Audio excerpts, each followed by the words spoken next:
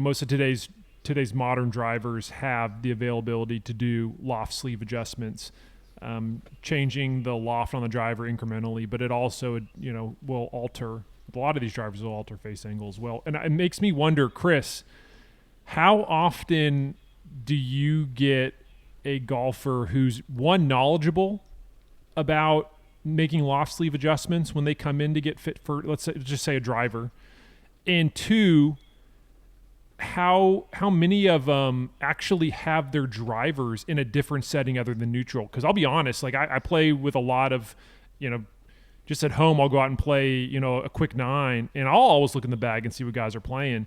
And I don't really see a whole lot of guys messing with a loft sleeve on there. It feels like they kind of just leave it in the neutral spot.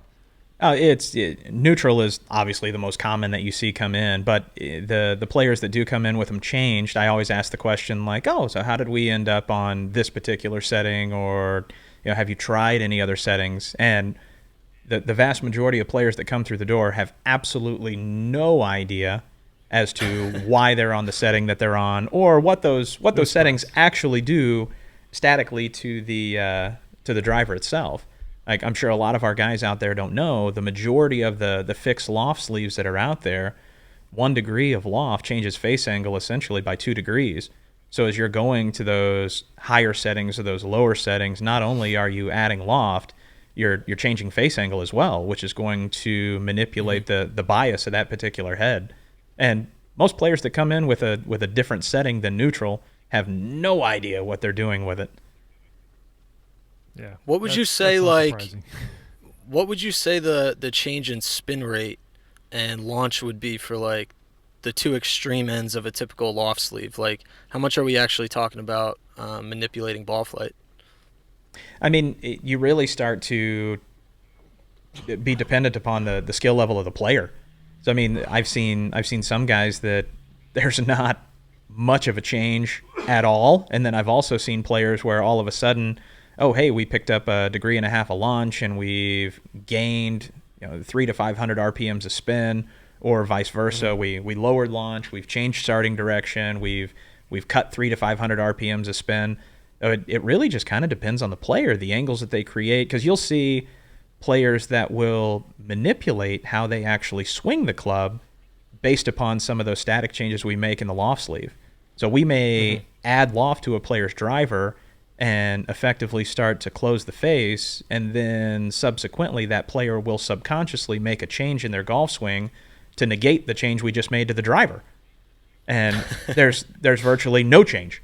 So it's always kind of interesting to see what a player does to react to the change that we make to the golf club.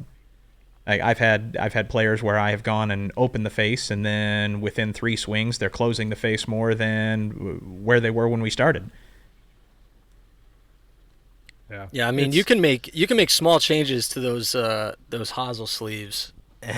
It's such a drastic change in, like you said, how the club looks, how it feels, how it plays, physically, how it comes off the face.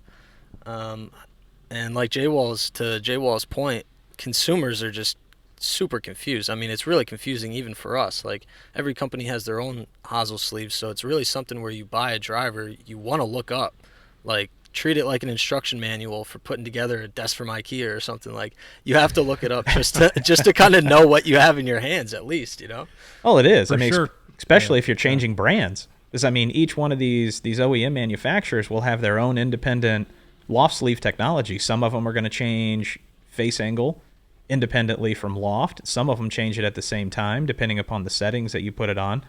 And more often than not, that standard setting is actually the flattest setting for most of the companies that are out there. And if you start to mess with some of those loft adjustments, even going lower, for example, on the TaylorMade driver, that's going to help us to effectively open the face, you're making the club more upright. Yeah. So those are all things that the average consumer isn't considering when they're adjusting the loft sleeve, and they're going, well, I want to lower the loft on my driver 1 degree. All they're thinking about is in a vacuum, so to speak. They're just thinking loft down.